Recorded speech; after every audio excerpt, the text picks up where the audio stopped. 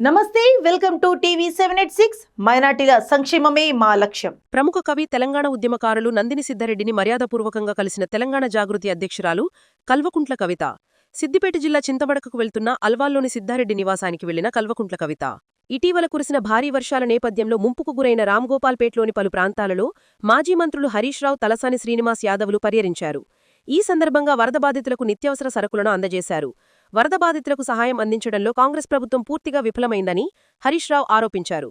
తలసాని శ్రీనివాస్ యాదవ్ తన సొంతంగా పేద ప్రజలకు, వరద బాధితులకు సహాయం చేయడం గొప్ప విషయమని, ప్రభుత్వం ఇప్పటికైనా మేలుకోవాలని అన్నారు. వరదల మూలంగా ప్రజలు గల్లేతన పరిస్థితి ఏర్పడ్డానికి ప్రభుత్వ వైఫల్యమే కారణమని అన్నారు. మున్సిపల్ శాఖ తన వద్దే పెట్టుకున్న ముఖ్యమంత్రి రేవంత్ రెడ్డి పాలన సౌలభ్యం విషయంలో దృష్టి సారించలేకపోతున్నారని, అతని హోదాను తగ్గించే విధంగా ఉందని ఆక్షేపించారు. ఇప్పటికైనా వరద మంపు ప్రాంతాలలో బాధితులకు ఆర్థిక సహాయము, నిత్యావసర సరకులను పంపిణీ చేసి నాలాల పూడికతీత పనులు చేపట్టాలని డిమాండ్ చేశారు. కాంగ్రెస్ పార్టీలో చేరిన ఎమ్మెల్యేల విషయమై స్పందించిన హరీష్ రావు బహిరంగంగా పార్టీ కండుకా మార్చుకొని పార్టీ మారలేదని చెప్పడం సిగ్గుచేటు అన్నారు. బతుకమ్మ పండుగ నేపథ్యంలో ప్రభుత్వం నిధులు విడుదల చేసి మౌలిక వసతులు కల్పించాలని కోరారు. గ్రామ పంచాయతీలకు నిధులు లేక గ్రామాలలో పాలన కుంటుపడిందని తెలిపారు. ఇలా దాదాపు ఎన్నో బస్తీల్లో 1500 కుటుంబాలకు గౌరవనీయులు తలసాని శ్రీనివాస్ యాదవ్ గారు నిత్యావసర వస్తువులు అందించారు. ఇలా ప్రభుత్వం ఫెయిల్ అయింది, రేవంత్ రెడ్డి పట్టించుకోలేదు. కానీ తలసాని శ్రీనన్న మాత్రం తన వంతు సాయంగా ఈరోజు ఈ బస్తీ ప్రజల్ని తను ఆదుకోవడం జరుగుతూ ఉంది. ఎందుకు అసలు రేవంత్ రెడ్డి ఈరోజు మున్సిపల్ మంత్రిగా రాష్ట్రంలో ఎక్కడ చూసినా కూడా అన్ని బస్తీలన్నీ కూడా ఇలా మునిగిపోయినటువంటి పరిస్థితి, గుంతలమయమైపోయింది. చాలా చోట్ల కరెంట్ ఇబ్బంది జరిగింది, రోడ్లన్నీ కూడా పోయినాయి. ఆ గుంతలు బూడ్చే తెలివి లేదు. కానీ ఫోర్త్ సిటీ గురించి మాత్రం ఏదో పోజులు కొడతా ఉన్నాడు. ఉన్న సిటీని పట్టించుకో, ముందు ఉన్న సిటీల్లో నాలాలు సాఫ్ చేయి, ఉన్న సిటీలో రోడ్లను బాగు చేయి. ఇది ఇడిచిపెట్టి కాంట్రాక్టర్ల కోసం ఫోర్త్ సిటీ అని 6 లైన్ రోడ్లు వేసుకుంటూ చేరినాడు. ఇలా ప్రజల గురించి నువ్వు పట్టించుకున్న పాపాన పోలేదు. రేవంత్ రెడ్డి ఇలా పూర్తిగా బరి తెగించాడు. ఎవడన్నా బరి తెగించి బజార్లో నిలబట్టి ఏమంటామా అని అట్లయిపోయింది రేవంత్ రెడ్డి పరిస్థితి. మొన్న మాట్లాడుతున్నాడు ఆయన, కండువాలు కప్పినంత మాత్రాన పార్టీ మారినట్టు కాదట. కండువాలు మరి ఎందుకు కప్పినాడు? కండువాలు కప్పితే పార్టీ మారలేదని మాట్లాడితే ఇంతకంటే బరి తెగింపు మాటలు ఉంటాయా? అంటే రేవంత్ రెడ్డి ఇవాళ నువ్వు ఏం మాట్లాడుతున్నావు? వాళ్ళే మేము పార్టీ మారినాము, కండువా కప్పుకున్నామని వాళ్ళ ట్విట్టర్లో వాళ్ళే పెట్టి, మీ పిసిసి అధ్యక్షుడే 10 మంది కాంగ్రెస్ పార్టీలో చేర్చుకున్నా అని మహేష్ కుమార్ గౌడే చెప్పబట్టే గాంధీ భవన్లో మీటింగ్ జరిగితే మీ ఇన్ఛార్జ్ నేతృత్వంలో పార్టీ మారిన ఎమ్మెల్యేలు గాంధీ భవన్లో వచ్చి మీటింగ్లో పాల్గొండ్రి. పార్టీ మారిన ఎమ్మెల్యేలు Congress legislature party meeting, CLP meeting కూడా వాళ్ళు హాజరయ్యి, నువ్వు వాళ్ళని తీసుకుపోయి ఢిల్లీలో ఏఐసిసి కార్యాలయంలో రాహుల్ గాంధీ కూడా కల్పిస్తేవి. ఇంత ఓపెన్గా కుల్లా కాంగ్రెస్ పార్టీలో చేర్చుకొని కండువాలు కప్పితే పార్టీ మారినట్టు కాదని చిల్లర మాటలు ఇలా రేవంత్ రెడ్డి మాట్లాడుతూ ఉన్నాడు. జయశంకర్ భూపాలపల్లి జిల్లా టేకుమట్ల మండలంలో ఉద్రిక్త వాతావరణం చోటు చేసుకుంది. అక్రమ ఇసుక రవాణాను అరికట్టాలంటూ సొంత పార్టీ నేతలపైనే కాంగ్రెస్ పార్టీ టేకుమట్ల మండల అధ్యక్షులు కోటగిరి సతీష్ ఆధ్వర్యంలో ధర్నా చేపట్టారు. వెంటనే ప్రభుత్వ దిష్టిబొమ్మ దహన కార్యక్రమంను నిర్వహిస్తున్నట్లు బీఆర్ఎస్ నాయకులు ప్రకటించారు. అప్రమత్తమైన పోలీసులు బీఆర్ఎస్ నాయకులను ముందస్తు అరెస్ట్ చేసి మొగుళ్లపల్లి పోలీస్ స్టేషన్కు తరలించారు. దీంతో బీఆర్ఎస్ నాయకుల అరెస్టును నిరసిస్తూ మండల కేంద్రంలో బారాస నాయకుల నిరసన చేపట్టారు. మరోపక్క బీఆర్ఎస్ నిరసనకు దీటుగా తాము నిరసన కార్యక్రమం చేపడతామని కాంగ్రెస్ నాయకులు తెలిపారు. దీనితో శనివారం ఉదయం టేకుమట్ల కాంగ్రెస్ పార్టీ మండల అధ్యక్షుడు కోటగిరి సతీష్ను పోలీసులు హౌస్ అరెస్ట్ చేశారు. ఈ రోజు ఆదివారం ఉదయం జిల్లా కేంద్రంలో భూపాలపల్లి పట్టణ అధ్యక్షులు దేవన్ ఆధ్వర్యంలో మాజీ సీఎం కేసీఆర్ మరియు ఎమ్మెల్యే గండ్ర వెంకటరమణరెడ్డి దిష్టినొమ్మలను దగ్ధం చేశారు. ఇరు పార్టీలు నిరసన కార్యక్రమం చేపడతామని ప్రకటించడం పోలీసులు జిల్లా మరియు మండల కేంద్రాలలో భారీగా పోలీసులను మోహరించారు. ఎలాంటి అవాంఛనీయ సంఘటనలు జరగకుండా పటిష్ట బందోబస్తుని ఏర్పాటు చేశారు.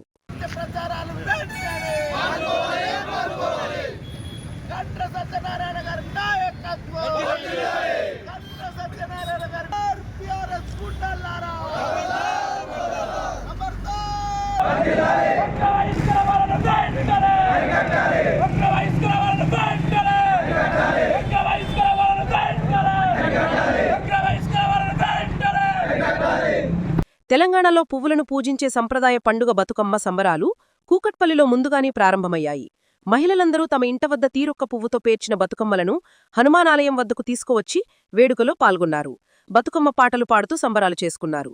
తీరొక్క పువ్వులతో అలంకరించిన బతుకమ్మల చుట్టూ మహిళలు తిరుగుతూ చప్పట్లు కొడుతూ బతుకమ్మ పాటలు పాడారు. ఈ సంబరాల్లో స్థానిక మహిళలు పెద్ద సంఖ్యలో పాల్గొన్నారు. ఇది ఒక తెలంగాణలో తప్ప ఎక్కడా కూడా మన ఈ బతుకమ్మ అనేది ఎక్కడా కూడా ఉండదు.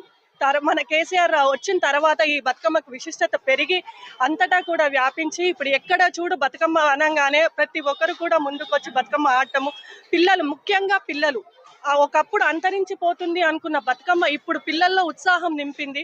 ప్రతి వాడవాడలా కూడా పెద్దల కంటే ఎక్కువ పిల్లలు ఆడటం జరుగుతుంది. ఇలాంటి సాంప్రదాయాలు కూడా మనం ఎప్పుడు కూడా ముందుకు తీసుకెళ్లాలి, ముందు భావితరాలకు అందించాలని. అగ్రవర్ణ పేదలకు రాయితీపై వైద్యం అందించనున్నట్లు విరంజి ట్రస్ట్ చైర్మన్ బీజేపీ నాయకురాలు మాధవిలత అన్నారు. విరంజి ఆసుపత్రిలో ఈడబ్ల్యూఎస్ సేవా పథకాన్ని ఆమె ప్రారంభించారు. ఈ సందర్భంగా ఆమె మాట్లాడుతూ వైద్యం ప్రజాస్వామ్యయుతం కావాలని తాను ఆకాంక్షిస్తున్నట్లు చెప్పారు. పేదరికం కారణంగా వైద్యమందకు ఇబ్బంది పడ్డం సరికాదన్న లక్ష్యంతో కేంద్ర ప్రభుత్వం మార్గదర్శకాలతో ఈడబ్ల్యూఎస్ కోటాలో ఇన్కమ్ సర్టిఫికేట్ పొందిన వారికి రాయితీపై వైద్యం అందించే కార్యక్రమానికి శ్రీకారం చుట్టారని చెప్పారు. మొదటిసారి ఆసుపత్రికి వచ్చిన ఈడబ్ల్యూఎస్ లబ్ధిదారులు ఇన్కమ్ సర్టిఫికేట్, ఆధార్ నెంబర్తో ప్రత్యేక రాయితీ కార్డును పొందాల్సి ఉంటుందని చెప్పారు. కార్డు పొందిన వారికి రాయితీపై సంప్రదింపులు, వైద్య పరీక్షలు, మందులను అందజేస్తామని తెలిపారు. ఈ సౌకర్యాన్ని సద్వినియోగం చేసుకోవాలని ఆమె విజ్ఞప్తి చేశారు. ఈ రోజు September 21 Virinchi hospitals Banjara hill circle లో ఉన్న మా హాస్పిటల్లో economic weaker section scheme wing ఒకటి మొదలైంది. ఏంట్రా ఇది అంటే ఆర్థికంగా వెనుకబడ్డ వర్గం అంటే కేంద్ర సర్కారం ద్వారా చెప్పబడిన సంవత్సరానికి 8 లక్షల లోపు ఆదాయం ఉన్న వాళ్ళు అంటే నెలకు 75,000 ఆదాయం లోపల ఉన్న వాళ్ళు ఇక్కడికి రావచ్చు. దరిదాపులలో ఆరోగ్యశ్రీకి ఎంత ధరలైతే ఉన్నాయో ఆ ధరలలో వచ్చి వాళ్ళు ఇక్కడ డయాగ్నోస్టిక్సే కాకుండా ఇక్కడ రకరకాల చికిత్సలను కూడా చేయించుకోవచ్చు. అయితే దీనికి నియమం ఏమిటి అంటే ముందు వచ్చి మీది ఒక కార్డు 99 రూపాయలు ఖర్చు అవుతుంది. దానికి వచ్చి ముందు ఈడబ్ల్యూఎస్ కార్డు చేసుకోవాలి. ఈ కార్డు చేసుకోవడానికి మీది మీ కుటుంబ సభ్యుల ఫోటోలు, Aadhaar card, income certificate, age proof, చిన్నపిల్లలైతే కనుక ఏజ్ ప్రూఫ్ తో తీసుకొని రావాలి. తల్లిదండ్రులు కూడా మీకు ఆధారపడి ఉంటే వాళ్ళని కూడా వాళ్ళ డీటెయిల్స్ కూడా తీసుకొని వచ్చి ఇక్కడ మీరు సబ్మిట్ చేస్తే మీకు 24 గంటల నుంచి 48 గంటల లోపలే మీకు ఈడబ్ల్యూఎస్ కార్డు ఇవ్వడం జరుగుతుంది. దానికి ఒక క్యూఆర్ కోడ్ తో సహా ఇస్తాం. ఆ క్యూఆర్ కోడ్ మేము కొట్టంగానే మీరు ఎప్పుడు వచ్చినా కూడా మీ కుటుంబ సభ్యుల డీటెయిల్స్ అంతా మా సాఫ్ట్వేర్ లో, మా కంప్యూటర్ లో మాకు కనిపించడం జరుగుతుంది. ఇది కాక ఈ స్కీమ్ లో ఈ రోజు మనం ఏవేవైతే ప్రవేశపెడుతున్నామో అవి డాక్టర్ కన్సల్టేషన్ 199 రూపాయలు, సిటీ స్కాన్ 999 రూపాయలు, అల్ట్రాసౌండ్ అంటే డాప్లర్ ఎఫెక్ట్ ఉన్నది 499 రూపాయలు, ఎంఆర్ఐ 1999 రూపాయలు, డిజిటల్ ఎక్స్రే కేవలం 99 రూపాయలు. ఈ రకంగా మనం మొదలు పెట్టడం జరిగింది. ఇక్కడ కేవలం డయాగ్నోస్టిక్స్ కోసం కనుక వస్తే వీలు పడదు. ఇది వైద్యాలయం, చికిత్సాలయం కాబట్టి మళ్ళీ కన్సల్టేషన్ తీసుకొని ఈడబ్ల్యూఎస్ కింద రిజిస్టర్ అయితే మీరు మిగతా సౌకర్యాలన్నీ పొందవచ్చు. కుత్బుల్లాపూర్ నియోజకవర్గం గాజుల రామరాం దేవేందర్ నగర్లో సర్వే నంబర్ 307, 342.329/1, 348 సర్వే నంబర్లలో అక్రమంగా రూములు నిర్మించారని కొద్ది రోజులుగా హైడ్రా అధికారుల దృష్టికి పోగా ఈ రోజు కూల్చివేతలకు సిద్ధమైన హైడ్రా అధికారులు, పోలీస్ మరియు మైడ్రా సిబ్బందితో కూల్చివేతలు అడ్డుకుంటున్న స్థానికులు. సార్ మాకు కరెంట్ ఏం లేదు సార్, 3 రోజుల నుంచి కూల కొడుతున్నారు సార్. మాకు చదువు కావాలి సార్. మాకు లైట్లు ఏమి లేదు సార్. కరెంట్ కూడా స్తంభాలు కూడా కూల కొట్టేసి సార్, ఇల్లు కూల కొట్టి 3 రోజులు అవుతుంది సార్. బుక్స్ కూడా బయట పడేసిపోయారు సార్. ఎగ్జామ్స్ నడుస్తున్నాయి సార్. మేము పొద్దు నుంచి ఏం తినలేదు సార్. మాకు ఇప్పటి నుంచి తిండి తిప్ప లేకుండా రోడ్డు మీద ఉన్నాం సార్. చాలా మంది చిన్న పిల్లలు బుక్స్లు పోయినాయి సార్. రేవంత్ అన్న మాకు హెల్ప్ చేసి మేము చాలా ఆగమవుతున్నాం. మాకు ఎగ్జామ్స్ నడుస్తున్నాయి. ఎగ్జామ్ పేపర్స్ కూడా ఇచ్చారు సార్. మాకు కరెంట్ కావాలి సార్. మాకు న్యాయం చేయండి సార్. మేము చిన్న పిల్లలం సార్. మాకు చదువు ఆగమవుతున్నాయి సార్. మా టీచర్స్ కూడా అలాంటి పిల్లలు చాలా మంది ఉన్నారు సార్. మా అందరు బుక్స్ పోయినాయి సార్. ఈ సందర్భంగా వారు మాట్లాడుతూ విద్యార్థులు చిరుధాన్యాలపై అవగాహన పొందేందుకు ఈ ఫెస్టివల్ ఎంతగానో ఉపయోగపడుతుందని అన్నారు. కరోనా లాంటి విపత్కర పరిస్థితుల్లో గ్రామీణ ప్రాంతాల్లో చిరుధాన్యాలు తినేవారు కాబట్టి అంతగా ఇబ్బంది పడలేదని గుర్తు చేశారు. ప్రకృతి నుంచి వచ్చే వాటిపై శ్రద్ధ పెడితే ఆయుష్ను పెంచుతాయని తెలిపారు. ఈ జనరేషన్లో అందరూ జంక్ ఫుడ్కు అలవాటు పడి రోగాలు కొని తెచ్చుకుంటున్నారని, మా కాలంలో న్యాచురల్ ఫుడ్ తినేవారమని, అందుకే ఎలాంటి రోగాలు లేకుండా ఉన్నామని తెలిపారు. అందరూ కూడా చిరుధాన్యాలతో చేసిన వంటకాలు తిని ఆరోగ్యంగా ఉండాలని కోరారు. ఈ సందర్భంగా విద్యార్థులు ఏర్పాటు చేసినటువంటి మిల్లెట్స్తో చేసిన వంటకాల స్టాళ్లను సందర్శించారు. ఈ కార్యక్రమంలో లయోలా కళాశాల యాజమాన్యం, విద్యార్థులు తదితరులు పాల్గొన్నారు. లయోలా కాలేజ్ యాజమాన్యం సౌజన్యంతో మిల్లెట్ ఫెస్టివల్ ఏర్పాటు చేసి మిల్లెట్స్ పైన అవగాహన సదస్సుని పెద్ద ఎత్తున నిర్వహించినందుకు ఫాదర్ అమరాన్ సార్ గారికి, బాబు సార్కి, అదేవిధంగా ఇక్కడ ఉన్న ప్రతి ఒక్క పెద్దలకు అందరికీ నా యొక్క నమస్కారాలు తెలియజేస్తున్నాను. ఎందుకంటే ఇవాళ మిల్లెట్ లో ఎన్ని పోషకాలు ఉన్నాయో మన అందరికీ తెలుసు. దీన్ని అవగాహన పెంచి పిల్లలలో ఈ యొక్క ఫుడ్ ని మనం ప్రాపగేట్ చేస్తే వాళ్ళకు ఒక హెల్తీ ఫుడ్ ఇచ్చిన వాళ్ళం అవుతాం. కాబట్టి నిజంగా ఈ యొక్క గొప్ప కార్యక్రమాన్ని నిర్వహిస్తున్న లయోలా యాజమాన్యానికి హృదయపూర్వకంగా ధన్యవాదాలు తెలియజేస్తున్నాను. అదేవిధంగా మా సీతక్క గారు ఆమె జీవిత చరిత్ర గురించి పిల్లలకి చెప్పి ఒక ఉత్తేజాన్ని నింపి ఇవాళ పిల్లలలో స్ఫూర్తి నింపి వెళ్ళినందుకు ఆమెకు కూడా ధన్యవాదాలు తెలియజేస్తూ ఈ అవకాశం ఇచ్చిన ప్రతి ఒక్కరికి ధన్యవాదాలు. బీఆర్ఎస్ మహిళా విభాగం నాయకులు, మాజీ మంత్రి, సనాత్ నగర్ ఎమ్మెల్యే తలాసిని శ్రీనివాస్ యాదవ్తో సమావేశమయ్యారు. రేపు తెలంగాణ భవన్లో జరగబోయే ఎంగ్రిప్యుల బతుకమ్మకు హాజరు కావాలని కోరారు. ప్రతి ఏటా బీఆర్ఎస్ భవన్లో జరిగే బతుకమ్మను ఆనవాయితీగా నిర్వహించనున్నట్లు తెలిపారు. గత ప్రభుత్వం అధికారికంగా ట్యాంక్ బండ్పై బతుకమ్మోత్సవాలు నిర్వహించేదని గుర్తు చేశారు. బతుకమ్మ పండుగను విశ్వవ్యాప్తం చేసింది గత బీఆర్ఎస్ ప్రభుత్వమే అన్నారు. ప్రస్తుత కాంగ్రెస్ ప్రభుత్వం తెలంగాణ సంస్కృతి సంప్రదాయాలు, బతుకమ్మను గౌరవించడం లేదని, బీఆర్ఎస్ ఆధ్వర్యంలో ఆటపాటలతో మహిళలలో నూతన ఉత్తేజం తీసుకుని వచ్చి మరో ఉద్యమానికి నాంది పలకనున్నట్లు తెలిపారు. టీఆర్ఎస్ పార్టీ స్థాపించినప్పటి నుండి బతుకమ్మ ఉత్సవాలు నిర్వహిస్తున్నట్లు, ఉద్యమంలో బతుకమ్మ పాటల ద్వారానే ప్రజల్లో చైతన్యం తీసుకొచ్చినట్లు పేర్కొన్నారు. 2008లో జాగృతి ప్రారంభించి కవిత బతుకమ్మ కార్యక్రమాన్ని చేశారని అన్నారు. తెలంగాణ సంస్కృతిని ప్రపంచ దేశాలకి చాటే విధంగా పండుగను నిర్వహించడమే లక్ష్యంగా ముందుకు వెళ్తామని వెల్లడించారు.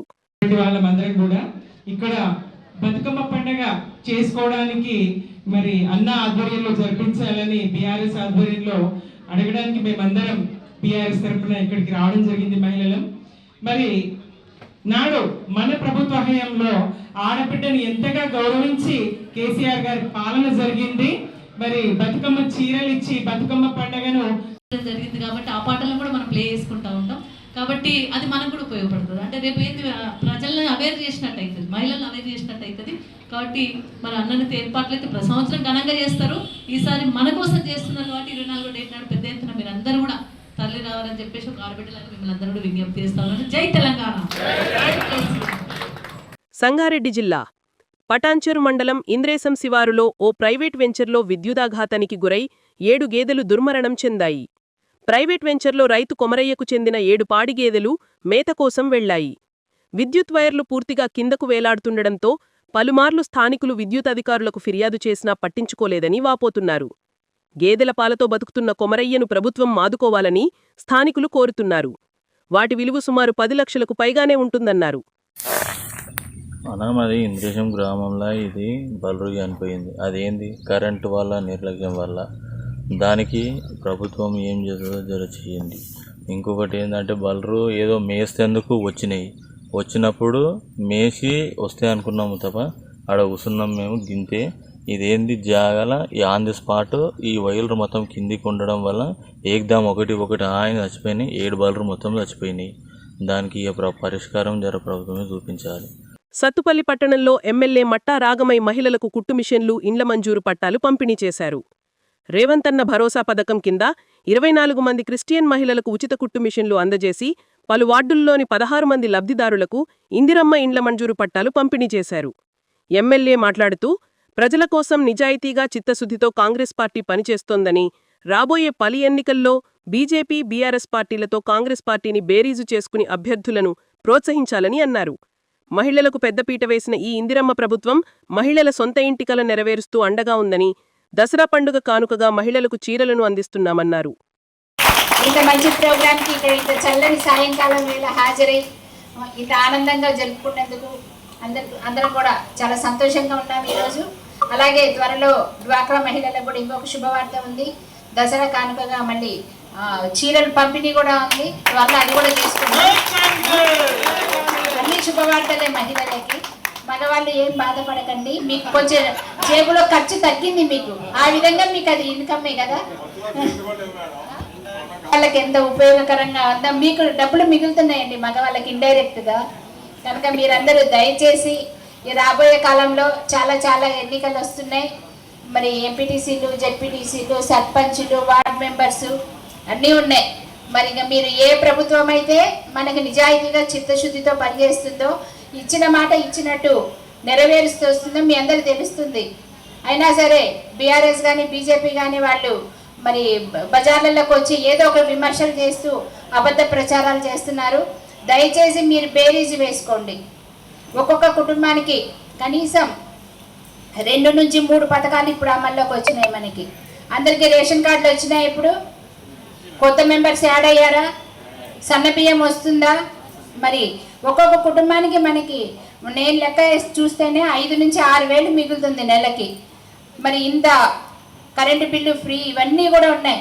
కనుక ఎవరైతే ఇస్తారో వాళ్ళకే మీరు ప్రోత్సహించాలి.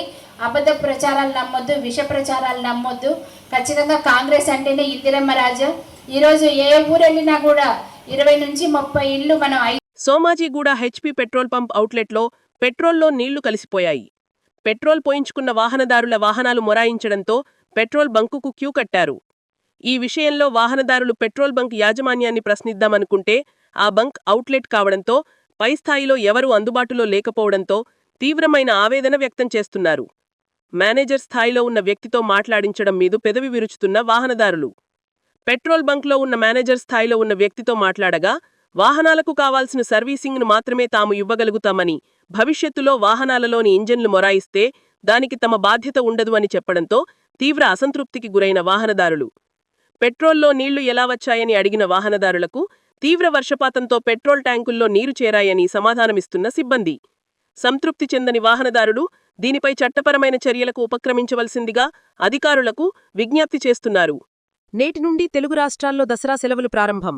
హైదరాబాద్ విజయవాడ జాతీయ రహదారిపై కొనసాగుతున్న వాహనాల రద్దీ. పంతంగి టోల్ ప్లాజా వద్ద గత అర్ధరాత్రి నుండి వాహనాల రద్దీ కొనసాగుతోంది. పంతంగి టోల్ ప్లాజాలో మొత్తం 16 బూతులకు 8 బూతులను విజయవాడ వైపు తెరిచారు టోల్ అధికారులు. నేడు హైదరాబాద్ విజయవాడ జాతీయ రహదారిపై అధికంగా వాహనాల రద్దీ ఉండే అవకాశం. నేడు వరంగల్లో ఉప ముఖ్యమంత్రి భట్టి విక్రమార్క సహా 4 మంత్రులు పొంగులేటి శ్రీనివాసరెడ్డి, జూపల్లి కృష్ణారావు, కొండ సురేఖ, సీతక్క పర్యటన. కాళోజీ కళాక్షేత్రంలో నిర్వహిస్తున్న కాకతీయ నృత్య నాటకోత్సవ వేడుకలలో పాల్గొననున్న మంత్రులు. సాయంత్రం 1000 స్తంభాల గుడి ఆవరణంలో బతుకమ్మ వేడుకలకు హాజరునున్న మంత్రులు. 1000 స్తంభాల గుడి ఆవరణంలో సామూహికంగా వేలాది మంది మహిళలతో అధికారికంగా బతుకమ్మ వేడుకలు నిర్వహణ. ప్రత్యేక ఏర్పాట్లు చేసిన అధికారులు. ఇవి ఇప్పుడున్న అప్డేట్స్. మరిన్ని అప్డేట్స్ కోసం స్టే ట్యూన్డ్ విత్ TV786.